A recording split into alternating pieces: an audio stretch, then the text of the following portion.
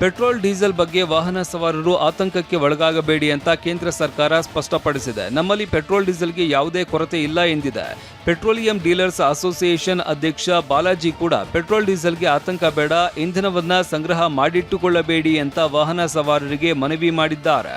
ಒಂದೆರಡು petrol ಪಂಪಲ್ಲಿ dry ಆಗಿರೋ ತಕ್ಷಣ ಎಲ್ಲಾ ಪೆಟ್ರೋಲ್ ಪಂಪಲ್ಲಿ ಡ್ರೈ ಆಗಿರೋದಂತ ಸುಳ್ಳು ಮಾಹಿತಿ. ದೇಶದಲ್ಲಿ ಪೆಟ್ರೋಲ್ ಡೀಸೆಲ್ ದರದಲ್ಲಿ ಯಾವುದೇ ಹೆಚ್ಚಳ ಮಾಡೋದಿಲ್ಲ ಅಂತ ಕೇಂದ್ರ ಸರ್ಕಾರ ಮಾಹಿತಿ ನೀಡಿದೆ. ಇರಾನ್ ಯುದ್ಧದಿಂದಾಗಿ ಜಾಗತಿಕವಾಗಿ ಚಿಲ್ಲರೆ ಪೆಟ್ರೋಲ್ ಬೆಲೆಗಳು 55% ಹೆಚ್ಚಾಗಿದೆ.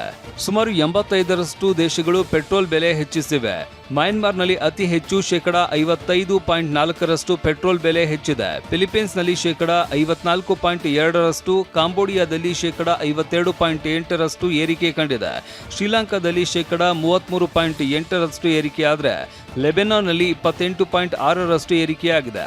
ಕೆನಡಾ 25%, ಪಾಕ್ನಲ್ಲಿ 24.4% ಏರಿಕೆಯಾದರೆ ಚೀನಾದಲ್ಲಿ 23.2%, ಜಪಾನ್ನಲ್ಲಿ 19.6% ಹಾಗೂ ಅಫ್ಘಾನಿಸ್ತಾನದಲ್ಲಿ ಅತಿ ಕಡಿಮೆ 7% ಇಂಧನ ದುಬಾರಿಯಾಗಿದೆ.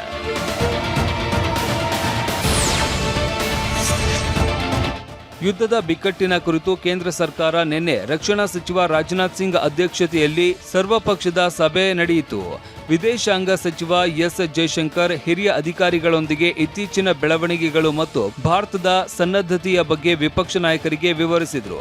ದೇಶದಲ್ಲಿ ಕಚ್ಚಾ ತೈಲ, ಎಲ್ಪಿಜಿ ಮತ್ತು ಇತರ ಅಗತ್ಯ ಸಾಮಗ್ರಿಗಳು ಸಾಕಷ್ಟು ಲಭ್ಯವಿದೆ ಅಂತ ಅಧಿಕಾರಿಗಳು ಮಾಹಿತಿ ನೀಡಿದ್ದಾರೆ.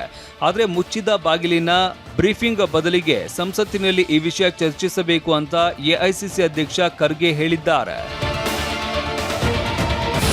ಇರಾನಿನ ಎಲ್ಪಿಜಿ ಹೊತ್ತ ಮಂಜೂರಾದ ಟ್ಯಾಂಕರ್ ಅರೋರಾ ಶೀಘ್ರದಲ್ಲೇ ಮಂಗಳೂರು ಪಶ್ಚಿಮ ಕರಾವಳಿ ಬಂದರನ್ನ ತಲುಪುವ ನಿರೀಕ್ಷೆ ಇದೆ. ಇದರ ಬೆನ್ನಲ್ಲೇ ಹೊರ್ಮುಜ್ ಜಲಸಂಧಿಯನ್ನ ಭಾರತದ 2 ಎಲ್ಪಿಜಿ ಹೊತ್ತ ಜಗ್ ವಸಂತ ಹಾಗೂ ಪೈಪ್ ಗ್ಯಾಸ್ ಹಡಗುಗಳು ಭಾರತದತ್ತ ತರ್ತಾ ಇವೆ. ಸಂಧಾನಕ್ಕೆ ಶೂರತ್ವ ಪ್ರದರ್ಶಿಸಿದ್ದ ಪಾಕಿಗೆ ಭಾರಿ ಮುಖಭಂಗವಾಗಿದೆ. ಕರಾಚಿ ಮೂಲದ ಹಡಗು ಹೊರ್ಮುಜ್ ದಾಟುವುದಕ್ಕೆ ಇರಾನ್ ಅನುಮತಿ ನೀಡಿಲ್ಲ.